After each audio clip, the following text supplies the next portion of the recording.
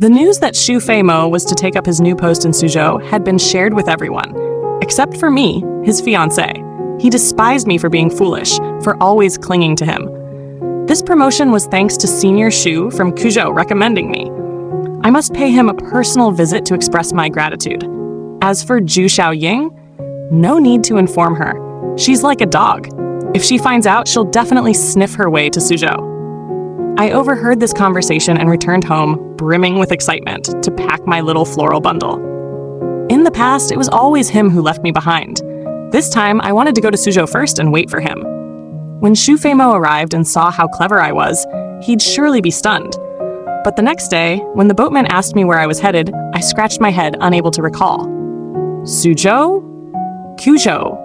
Or was it Songzhou? The boatman grew impatient, digging at his ears and preparing to shove me aside. Afraid he might scold me like Xu Fei Mo did, I quickly pressed some silver into his hand and nodded ingratiatingly.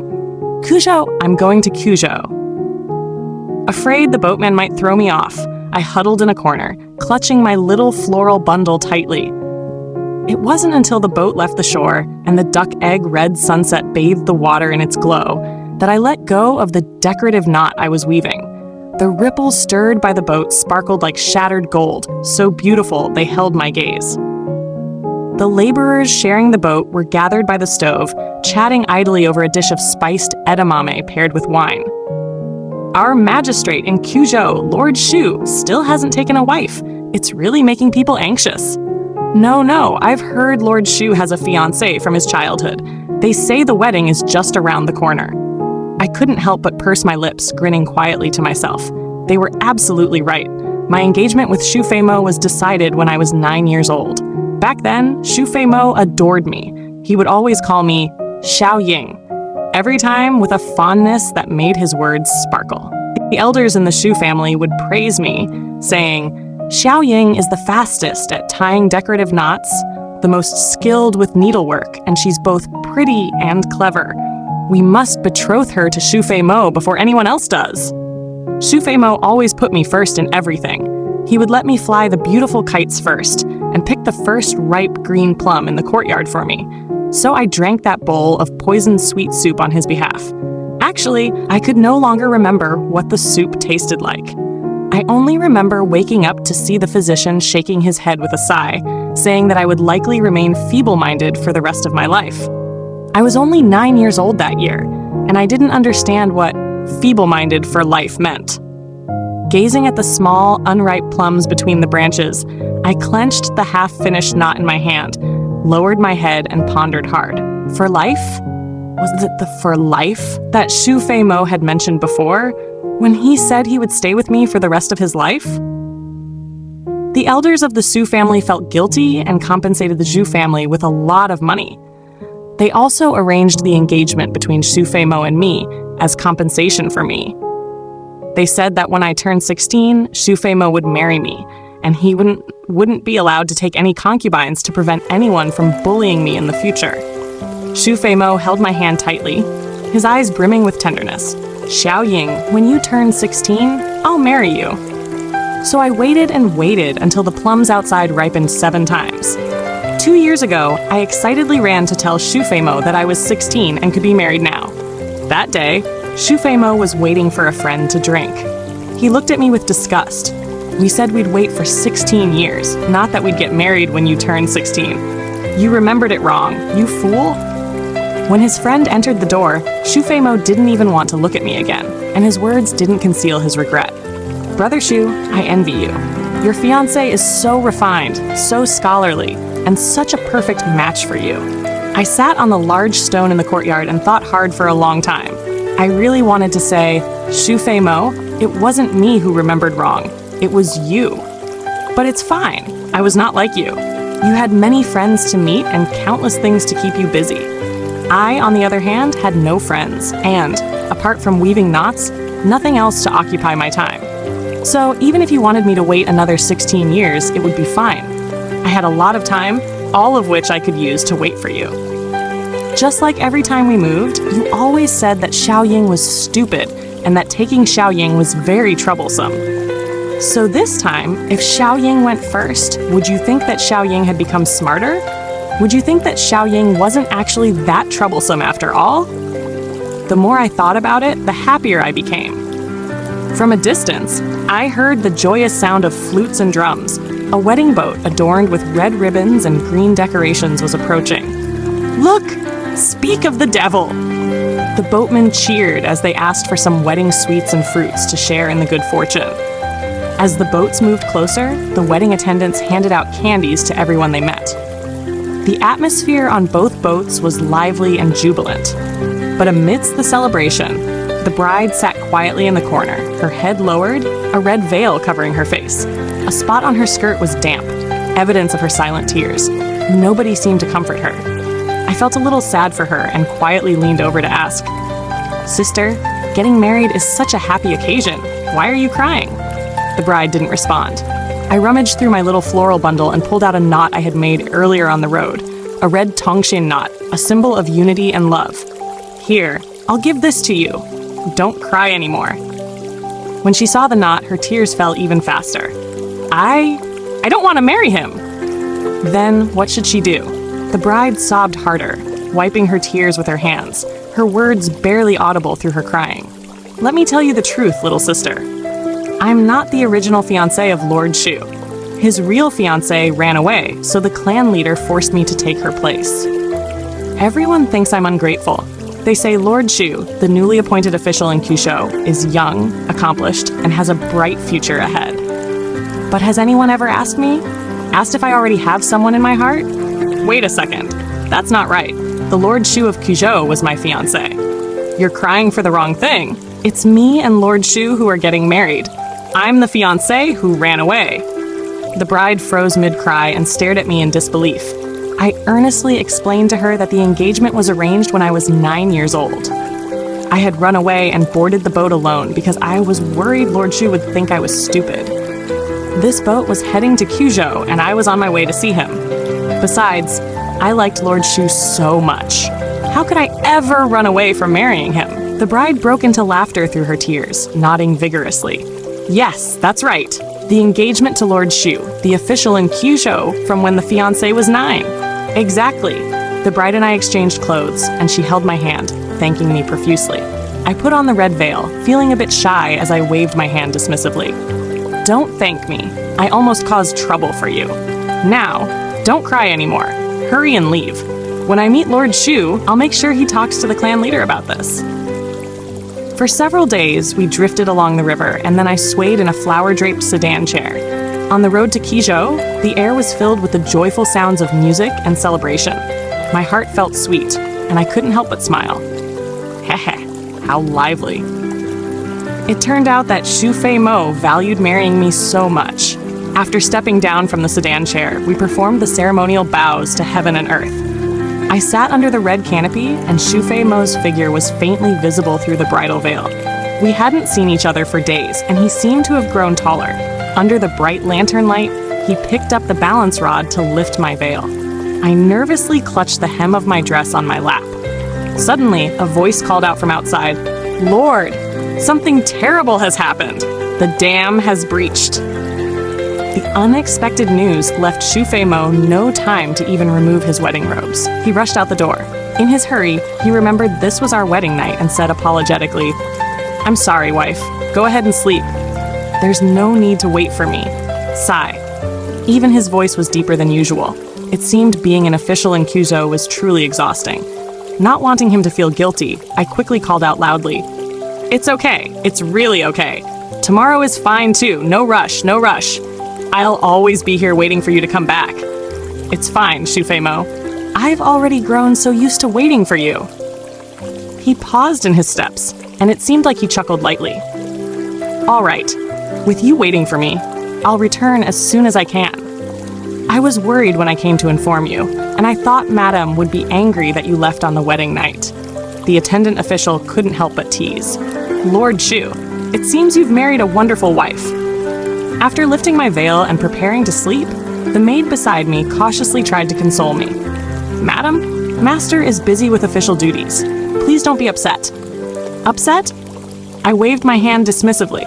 If the dam collapses, many people could drown. Now that would be upsetting. Xu Fei Mo didn't return even late into the night. Instead, a messenger came with a request for me to pack some clothes to send over in the morning. As I opened the wardrobe, I realized that Xu Fei Mo's clothes had grown noticeably worn over the past few days. Some were even torn and hadn't been mended. I had slept for who knows how many days on the journey, and after listening to the sound of music and drums along the way, I was no longer sleepy by now. Instead of lying down, I sat up and took out my needle and thread. Beneath the lamplight, I carefully mended his clothes. Xu Fei Mo used to praise my needlework, saying the knots I made were bright and intricate. He used to follow me around, asking me to make some for him. But later, the Xu family gradually became wealthy, and there were countless maids and seamstresses in the house. Xu Fei Mo no longer wore the knots I made and wouldn't let me touch his clothes. Now, as his bride, I could finally help him again. The thought made me truly happy. I mended every piece meticulously and even embroidered 2 tiny fireflies on the cuffs. By the time my sewing was finished, the sky was starting to brighten. I dozed off, holding his clothes in my arms. In my half-asleep state, I felt someone sitting by my bed, watching me for a long time. He didn't wake me, only tucked the blanket around my shoulders before gently stroking my head. I heard the door close softly, followed by Xu Fei Mo's voice as he spoke to the maid outside. "Grandmother will arrive tomorrow afternoon. You've served her for a long time and know her temper. Help say some good words for my wife, and don't let my grandmother make things difficult for her." Miss Xiao Ying had gone missing. The maid, Love Mei, rushed to report the matter, but Xu Fei Mo didn't even look up. Impatiently, he interrupted her. "What's the fuss about this time? Did the plum blossoms in the courtyard bloom, and she wants me to go see? Or did she make a new knot and wants me to try it? Tell her to stop making up nonsense. I don't have time to entertain her." Xu Fei Mo had been very busy lately. He was about to take up his new post in Suzhou and was preparing to arrange things with his colleagues. He heard that his former classmate in Quzhou, senior Xu Fengqing, had gotten married. Brother Xu had helped him many times and shown great kindness to him. Now that it was his wedding day, he had to carefully prepare a great gift for the couple and personally visit them to offer his congratulations.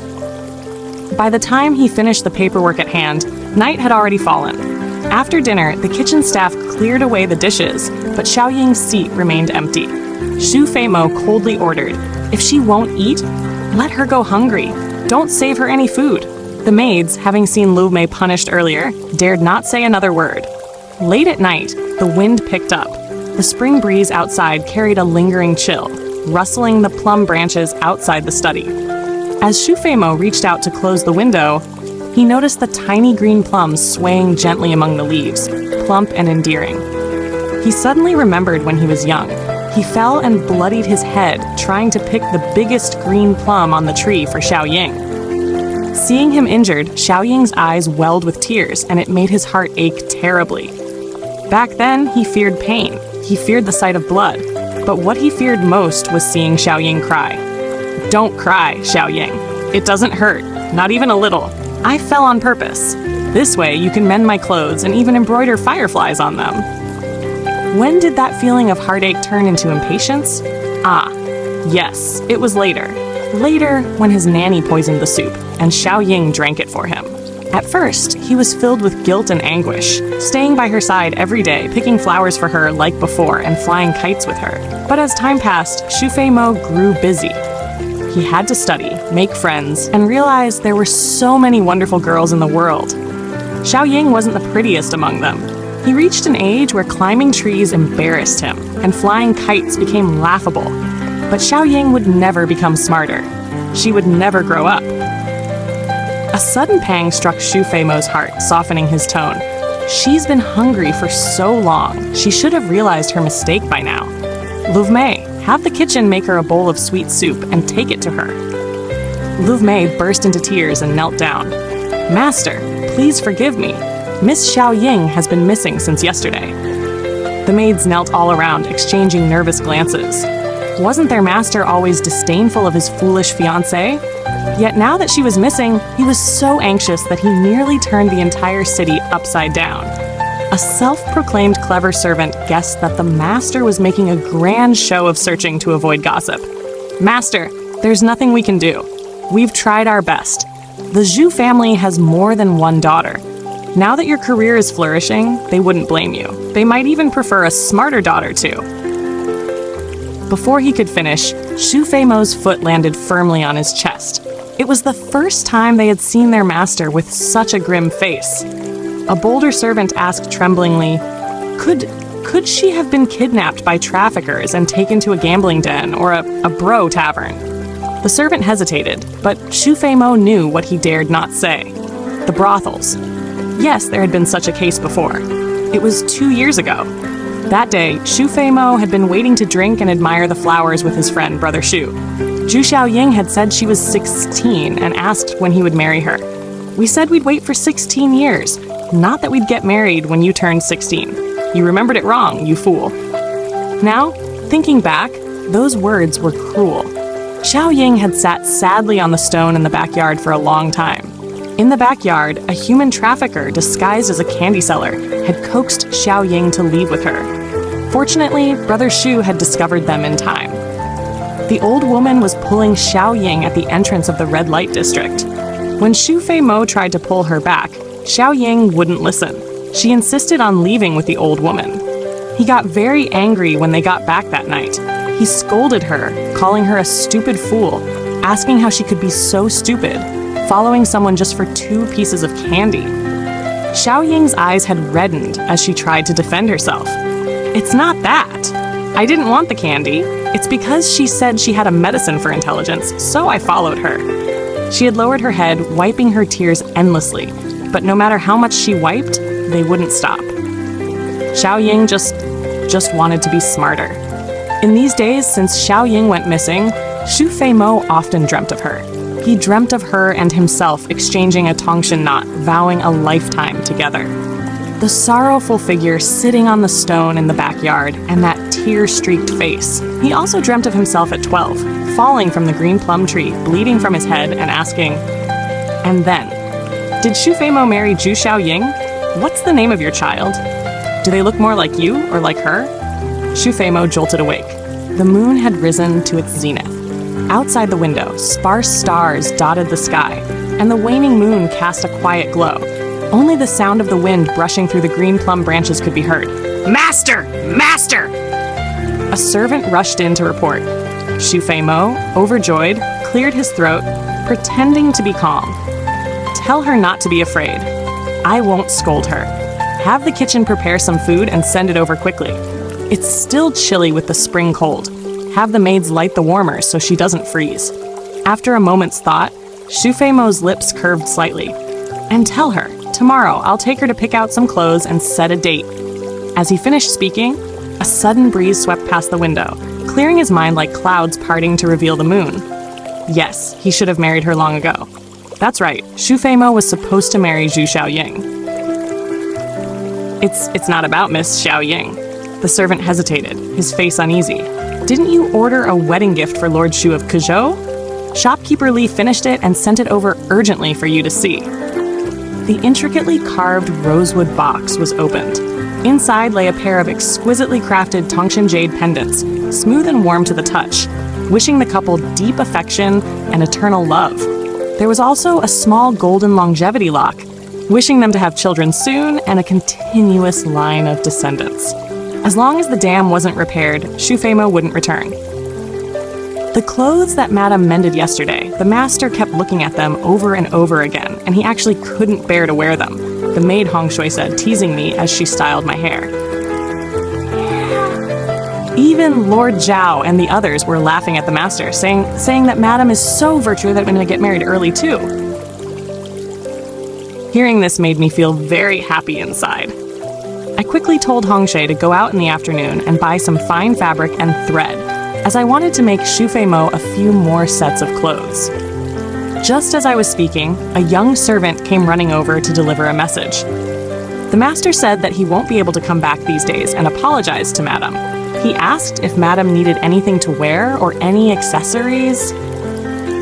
I thought for a moment, then pointed toward the backyard. "I don't need any clothes or accessories. That would cost too much. The backyard is so bare, it would be great if we could plant a plum tree. Then I remembered how Xu Fei Mo had angrily cut down the swing in the past, so I hesitated before speaking again. If it's possible, I'd like a swing. I'll just sit on it. I won't make too much noise. But it's fine if it's not possible. I'm just asking. After we got married, Xu Fei Mo became so kind, so very kind. By the afternoon, someone came to plant a tree and set up a swing. I was sitting by the window, cutting fabric, when I suddenly heard a commotion outside. She just became the legitimate wife, and now she's already putting on airs? She's only been married for 1 day, and she's already asking for fine fabric? Is she going to ask for gold and silver tomorrow? Back then, when the engagement was arranged, she thought my grandson came from a humble background. But now that he's successful, she's eager to marry into the family. I put down my needle and thread and stuck my head out to take a look. Hong Shui was supporting an elderly lady, constantly smiling and trying to please her. Old madam. Madam is not like that. She only wants the fabric and thread too. Hong Shui, shut up! The old lady spoke up, and Hong Shui dared not say anything further. I guessed this must be Xu Fei Mo's grandmother. She had been staying in the estate to recover from an illness, so I had never met her, but I knew she was a good person. She would give Xu Fei Mo a large amount of money for the new year, and even I had a share. That money was enough for me to buy sugar figurines on the first day of the new year and lanterns for the Lantern Festival. She would stand up for me, ordering the elders of the Xu family to set the date for my and Xu Fei Mo's marriage as soon as possible. Grandmother was very kind to me, and I had always wanted to thank her. Grandmother! I quickly put down my work and warmly went to take her arm, but she pushed me away. Don't try that! That works on my grandson, but it doesn't work on an old woman like me. Grandmother disdainfully turned her head away and slowly sat by the window.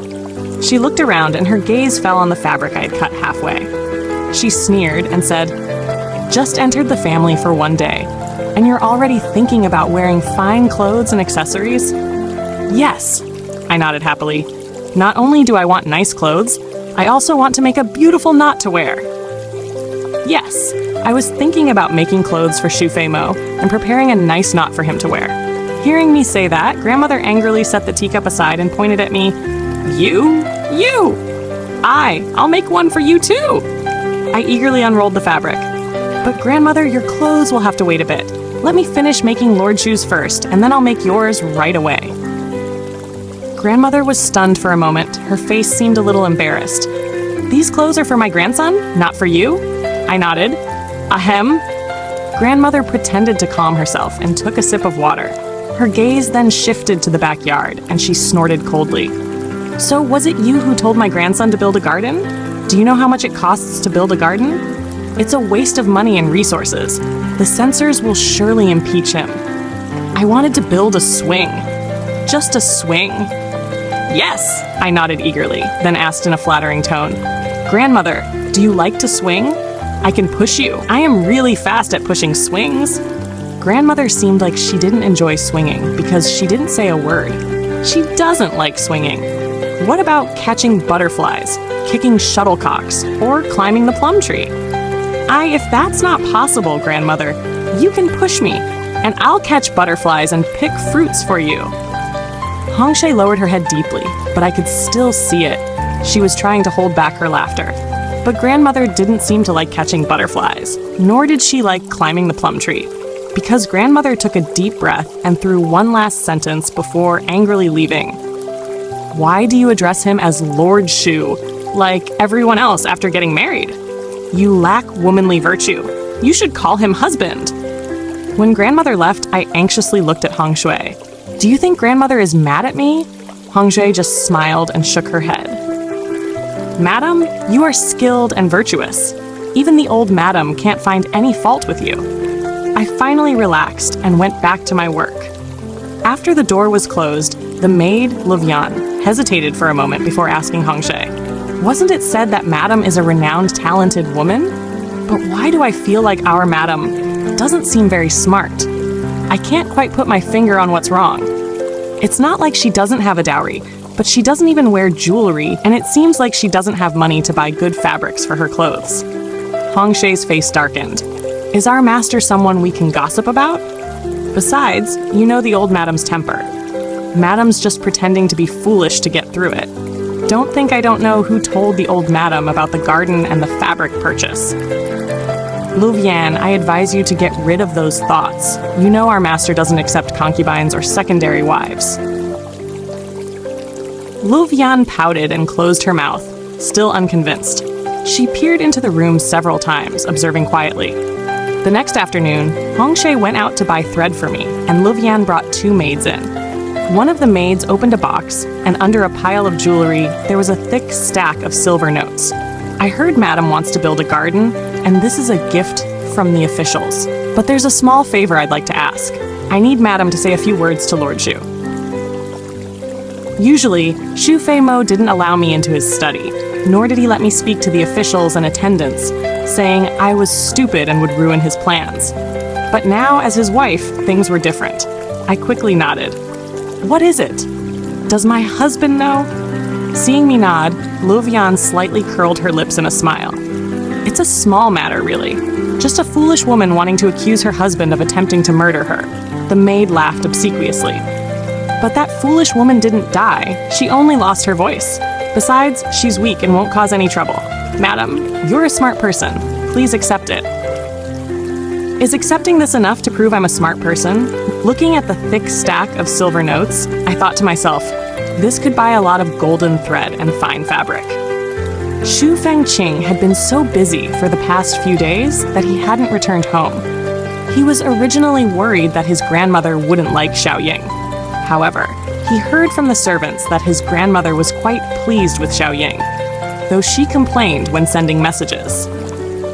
On the first day, as soon as his grandmother disembarked from the boat, she started grumbling. I've never liked the arrogant, high and mighty Kui family. Hurry up and divorce her. On the 4th day, he heard that his wife visited his grandmother's room every day, trying to chat with her. Your wife is like a house sparrow, chattering endlessly. It's so noisy. I can't be bothered to talk to her. On the 5th day, the message from his grandmother was delayed for quite a while. Her hands are rather skillful. On the 6th day, suddenly no message came. Xu Fengqing sent someone to inquire, but his grandmother replied, "Why is a big man like you always so curious about women's matters?" Xu Fengqing smiled helplessly and finally felt relieved.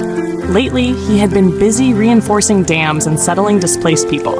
He had yet to open a letter from his old classmate Xu Fei Mo, which had arrived a month ago. Today, finally finding a moment during lunch, he opened it. He had just begun reading Xu Fei Mo's question.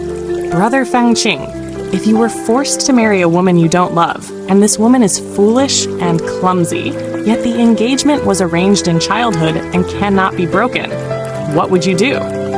Before he could think about how to reply, the curtain suddenly lifted. The person who entered was none other than his old friend, Xu Fei Mo, looking worn out from travel. You're just in time. I haven't figured out how to reply yet, Xu Fengqing said with a smile. It seems like you look even busier and more haggard now that you're a newly appointed official. Xu Fei Mo couldn't explain that the exhaustion was due to his frantic search for Xiao Ying these past few days. Look, Samo, as expected of someone who's still unmarried, he doesn't even realize his sleeve is torn. Knowing their friendship, the servant Samo brought over a set of Xu Fengqing's clean clothes. These clothes were made by my wife. Wear them carefully, and remember to have someone return them after washing. Xu Fei Mo took the clothes and was about to tease him for being stingy when he suddenly noticed the letter Xu Fengqing was holding. Don't bother reading that letter. It's all nonsense. Xu Fei Mo waved his hand, then pulled out a redwood box from his clothes and placed it on the table with a wry smile. This gift isn't precious, just a piece of jade and a gold lock. It's to congratulate you and your wife on your wedding. I bought it with my own salary, so don't be too harsh on me, brother. I feel ashamed to say this, but I honestly don't know how to respond to you. Thinking back to the wedding night, when his wife had fallen asleep holding his clothes, Xu Fengqing couldn't help but smile. Like you, my engagement was arranged in childhood, and I had my concerns as well. But after we really got married, I'll tell you something you might laugh at. I truly, truly regret it. Regret what? Regret being so stubborn, waiting for the wedding date. Regret not marrying her sooner. You brat. Xu Fei Mo smacked Xu Fengqing's shoulder with a sour expression. You're really lucky.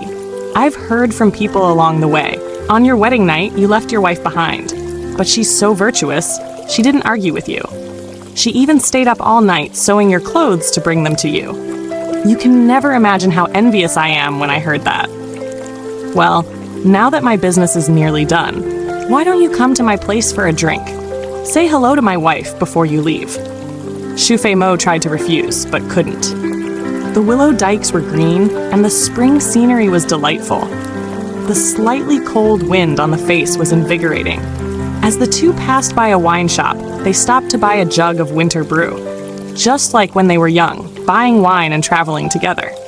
Before they even reached the front hall, they heard the sound of a young woman laughing and playing in the backyard, clear as a yellow oriole, making one smile involuntarily. Xu Fengqing smiled and said, "My wife is playful and childlike. I hope you don't mind." Though he spoke humbly, his eyes were filled with indulgence. They passed through the covered walkway and, from a distance, caught sight of the back of a young woman in a pale yellow dress under the swing set, like a cluster of fresh spring flowers, instantly brightening the surroundings. The laughter and figure reminded Xu Fei Mo of Xiao Ying. In the past, Xiao Ying used to like playing with the maids in the backyard, either swinging on the swing or flying kites. But when guests came and inquired about it, he always felt embarrassed. So he had ordered the removal of Xiao Ying's swing, and the maids who played with her were punished with a month's salary cut. After that, the surroundings became much quieter. Not only did no one play around, but no maid even dared to speak to Xiao Ying. The Xu family became as peaceful as he had wished. Without playmates, Xiao Ying stopped laughing as much. Most of the time, she would sit blankly on a rock all day, watching the little fish in the water and the wild geese in the sky. But during winter, the lake would freeze and the geese would fly south for the winter. When there was nothing to look at, she would still sit there. No one knew, and no one was curious about what she was looking at or thinking. Hearing the laughter now, Xu Fei Mo felt as if his heart was clenched, aching so much that he couldn't speak. It's all right. Once I find Xiao Ying, I'll make her an even better swing and find a group of obedient and sweet maids to play with her. He would also treat Xiao Ying with the same tenderness as Xu Fengqing treated his wife, never restricting her again.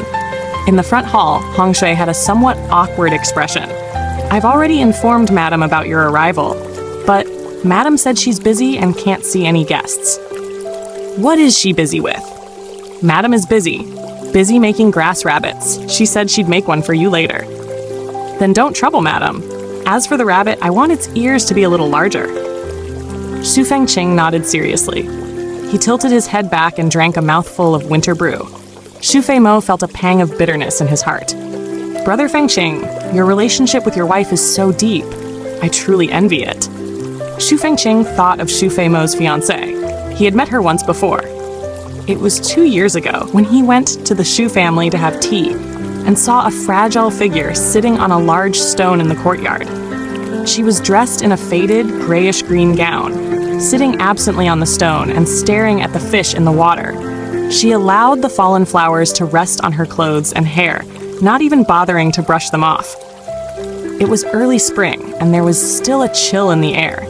Sitting on the stone like that was sure to make her freeze. But Xu Fengqing didn't know who she was, and she was a woman, so he didn't want to ask recklessly. She kept her head down the entire time, likely because she had encountered some sorrow. There were many maids and servants passing by, but none of them bothered to comfort her. Later, while drinking and enjoying the flowers, Xu Fengqing casually brought it up, and Xu Fei Mo, looking somewhat embarrassed, explained that she was his foolish fiancée. Xu Fengqing felt pity for the girl, and couldn't help but feel a little sorry for her. It was also when he left the Xu residence that he saw her again on the road, wearing the same green gown, as she followed an old woman toward the brothel. He couldn't really tell the differences in the clothes women wore, but for some reason, he immediately recognized her from the crowd that day. After telling Xu Fei Mo, he was afraid his friend would be embarrassed, so he found an excuse and hurriedly left. Saying he had met her might have been a bit of a stretch. It was more accurate to say that he had only seen her back twice. Thinking of her, Xu Fengqing felt compassion and wanted to plead for that poor girl. Since you're envious, you should marry her soon and bring her into your home. Before leaving, in the carriage, Xu Fei Mo lifted the curtain, his voice bitter. I wish I could, but life is unpredictable. Brother Fengqing, I regret not listening to you 2 years ago and marrying her sooner. As the carriage was about to leave, they vaguely heard a sweet and tender husband from the courtyard. That call of husband stirred something in Xu Fei Mo's heart. He could almost imagine that it was a woman who was pampered by her husband, speaking in a soft, delicate voice. In thin spring clothes and socks, she lightly jumped down from the swing and happily threw herself into Brother Fengqing's arms, acting coquettishly and asking him if the little rabbit she made was cute. Brother Fengqing gently wiped the fine sweat from her forehead and said with difficulty that neither of them was as good-looking as his wife. When the woman turned around, it was Xiao Ying's face. Thunder rumbled, and Xu Fei Mo suddenly woke up, hearing the coachman say they were about to reach the post station and that it seemed like it was going to rain. He bitterly shook his head. He must have been exhausted to dream such a thing. How could Brother Fengqing's wife possibly be Xiao Ying? Master has returned. Hongshui told me that all the work at the dam was done, and the master would have a long break, enough to spend the entire spring with me. I was so happy I could hardly contain myself. When I saw him return, I quickly jumped down from the swing frame and happily rushed into his arms. Xu Fei Mo caught me completely and gently patted my head. Just as I was about to take out the little rabbit to ask if it looked good, I froze. Husband, you, who are you? The rain was pouring down heavily outside, and the candlelight inside flickered, illuminating Lord Shu's gentle eyes. So that's how it is. Lord Shu smiled. I was wondering, too. That young lady from the Kui family isn't named Xiao Ying. I thought Xiao Ying was a nickname she used in the inner chambers and didn't think much about it. The more he spoke softly and kindly, the more guilty and upset I became. I heard Xu Fei Mo say that Lord Shu was his superior and had also helped him a lot. He was a very, very good person. Such a good person, for no reason, had his marriage disrupted by me. Xu Fei Mo was right. I only brought trouble. I only caused problems for those around me. Anyone who was with me would end up unlucky. The roasted lamb and the roast duck in front of me were both my favorite dishes, but I couldn't bring myself to eat a single bite. Holding a bowl of plain rice, I was so full of guilt that I almost cried. Lord, please don't blame Xu Fei Mo. It's all Xiao Ying's fault for being stupid. Xiao Ying, you didn't do anything wrong. You made a mistake because you saw that girl crying so sadly, right? Lord Shu added a piece of roasted lamb to my bowl. I never intended to marry Miss Kui. She didn't want to marry me either, so you helped both of us out in one go. I would rather he scold me, or at least make me go hungry, punish me by not allowing me to eat. But he just... Then, can I take this little rabbit as your apology gift? Seeing that my eyes were red, Lord Shu picked up the little rabbit made from dogtail grass, and the rabbit's ears gently swayed under the light. Don't cry anymore. No one is blaming you, Xiao Ying. Lord Shu wanted to reach out and wipe my tears with his sleeve, but he thought it was inappropriate, so he handed me a handkerchief instead. I'm to blame. If Xiao Ying were smarter, if only. I suddenly remembered the people Luvian brought in and quickly grabbed Lord Shu's sleeve. Xiao Ying did one more wrong thing. I told Lord Shu about returning the gift. I'm sorry. That much money, and I lost it. After hearing about Luvian bringing people in and the servant woman saying that Lord Shu knew, his face suddenly turned cold for a moment. I thought he was angry with me, so I lowered my voice even further. They said taking the money means being a smart person. Being a fool is hard. Xiao Ying really wants to be a smart person. But it's okay. I've already gotten used to being a fool. But what about that woman? She must be so upset. At this moment, Lord Shu was stunned.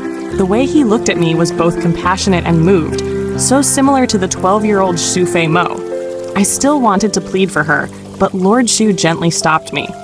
Xiao Ying, you did nothing wrong. Not a single thing. I cautiously glanced at Lord Xu's face, and seeing that he was still smiling, I felt a little relieved.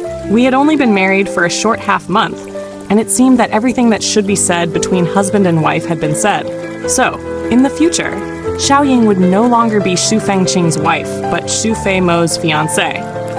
When I looked at him, Lord Xu hesitated for a long while before finally speaking. I'll write a letter and have someone deliver it to Brother Xu. He'll scold me. A long silence followed. Then Xu Fengqing's eyes looked like they were burned by the candlelight. For some reason, my heart tightened in pain too. I wanted to stay, but no matter how I thought about it, I couldn't find a single reason to stay. Fortunately, a sudden thunderstorm crashed down from the sky, and the rain outside poured down in torrents. It seemed that the heavens were kind enough to provide an excuse for both of us, a person who didn't want to leave and a person who wanted the other to stay. Lord Xu seized the opportunity like it was a life-saving straw. It's raining heavily today. What if the rain soaks the letter? Tomorrow, I'll write the letter tomorrow. I quickly nodded. Right. If the person delivering the letter gets drenched, they'll catch a cold. Suddenly, Samo came in to deliver a message, having overheard part of the conversation. Master, you've forgotten. We have the finest oiled paper, sealed with wax. Even if it's thrown in the river for 3 days, it won't get ruined. Not to mention, the rain is no match for the finest rain gear. Shut up! Lord Xu was not good at lying, and he quickly turned his head away, embarrassed. For some reason, I felt an indescribable sense of joy and lightness in my heart. The wind and rain outside were relentless, while the candlelight inside flickered in silence.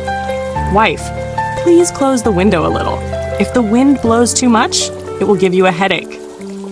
Xu Fengqing was writing a government document. He always referred to me as wife in the letters he wrote to grandmother. So today, when he called me wife, he didn't even lift his head, as if we had been married for many years. The heavy rain outside poured down like a deluge, but I was unwilling to close the window. The dampness in the air kept pressing against me. I feared that if I didn't keep my eyes on it, the rain might stop at any moment. Perhaps it was my fault for falling asleep in the middle of the night, for when I woke up the next day, the sky was clear and cloudless, with the breeze even warm against my face. But neither I nor Xu Fengqing mentioned the letter that was supposed to be written once the rain stopped. Even when he and I went out, we still carried an umbrella with us. Perhaps it will rain again. Let's wait for 3 more days. Yes, maybe it will rain again. Seeing that Lord Xu and I were going out, even the maid in grandmother's room secretly slipped me a pouch of small silver coins for spending money, reminding Lord Xu to take good care of me. Grandmother said I was easy to please and advised him not to let anyone trick me with just 2 pieces of candy. Everyone here treated me very well. Anyone who bullied Xiao Ying would be driven out. Lord Xu would say I was kind-hearted, and grandmother would praise me for being clever and gentle. No one here thought of me as a fool. The spring sunlight was warm, and the carriage swayed gently. I lifted the curtain and looked out, watching as we moved farther away from the Xu family. I felt a wave of sadness in my heart. Husband, where are we going today? I tugged at his sleeve uneasily, afraid he was about to send me back. Lord Xu reached out and adjusted my cloak, his eyes full of tenderness. We're going to find a medicine to make Xiao Ying smarter. The smell of medicine filled the air in the clinic. I nervously watched the elderly man with white eyebrows as his frown deepened, like a knot that couldn't be untied. It's okay if it can't be cured. I quickly waved my hand, trying to reassure him. I have gotten used to it. You're her husband? The elderly man with white eyebrows glared at Xu Fengqing. This poison has been in her system for over 10 years. Why didn't you bring your wife to see a physician earlier? What kind of husband are you? Xu Fengqing immediately took the blame. It was my fault. Do you think this illness... It's not that it can't be cured, but it's been delayed for too long, so it'll be more troublesome to treat. How many physicians has your wife seen in the past? How many medicines has she taken? How did it get to this point? I slowly lowered my head. No, I had never seen any physicians or taken any medicine. When I was 9, the Xu family's physician said that I would be foolish for life. The Xu family gave my father a sum of money, and Xu Fei Mo said he would marry me in the future. Since then, no one at all, cared about Xiao Ying's illness anymore. The physician said that if you go to the clinic every day for acupuncture, take this medicine 3 times a day, and learn more about speaking and doing things, you will slowly become smarter. That's great. You're going to become smart. Grandmother will be happy for you too. On the way home, the sky was painted with a vast spread of red clouds, burning like fire across the endless expanse above. I had once heard people say that when the sunset glow is beautiful, it's a perfect day to set out on a long journey. The sunset shone on Lord Xu's face, and for no reason at all, it made my tears fall. Why should I be crying for no reason? I should be happy instead. Happy that the sunset is beautiful. Happy that I found the clever medicine. Happy that my illness turned out not to be so hard to treat after all. Why are you crying? Is the medicine too bitter? Or did the needle hurt too much? Lord Xu paused for a moment, and even he seemed a bit hesitant. Or do you want to go back? The evening wind blew through the willows by the lake, causing ripples to form on the water. I stopped in my tracks, looked up at Xu Fengqing, and in my heart, it felt like I had swallowed bitter medicine and been pricked by needles, both sour and painful. Since yesterday, I've been thinking, why does the sky need to be clear? Why are you so kind to me? Why am I not your wife? Why is the person who pledged himself to me for life not you? The more he treated me well, the more my tears fell uncontrollably. Xu Fengqing froze for a moment. He bent down and gently wiped away my tears, tucking my stray hair behind my ear. Because today Xiao Ying is going to see the physician, so the sky had to clear up. Because Xiao Ying is a good girl, worthy of everyone's kindness. When it came to the subject of a wife, he paused again, and with a gentle smile, he said, I also wish that Xiao Ying were my wife. But I'm afraid you don't understand what it means to pledge one's life. To pledge one's life, that's something far more complicated than making clothes, weaving nets, or even making a rabbit. Knowing that Xiao Ying doesn't understand, yet pretending you do, would be to take advantage of you. I didn't know. I didn't understand. But my heart moved, and my heart understood. My heart wanted me to throw myself into his arms, just like that day when I jumped off the swing, without a care, and call him husband in a playful tone. Hearing me call him husband in a muffled voice, Xu Fengqing froze, but instinctively protected me, as if afraid that the evening wind might make me cold. Not far away, the sound of horse hooves echoed, as though someone had been riding tirelessly day and night, rushing towards us. I heard a hoarse voice behind me, unable to conceal the jealousy and anger. Zhu Xiao Ying, what did you just call him? I turned around. The person reined in his horse and dismounted. It was Xu Fei Mo. He had traveled who knows how many miles. He looked haggard and tired. In his hand, he was tightly gripping the clothes I had made for Lord Xu, his face as pale as death. The clothes were embroidered with 2 fireflies. Zhu Xiao Ying, I've been looking for you for half a month. Haven't even had a good night's sleep. And you? You're here, and?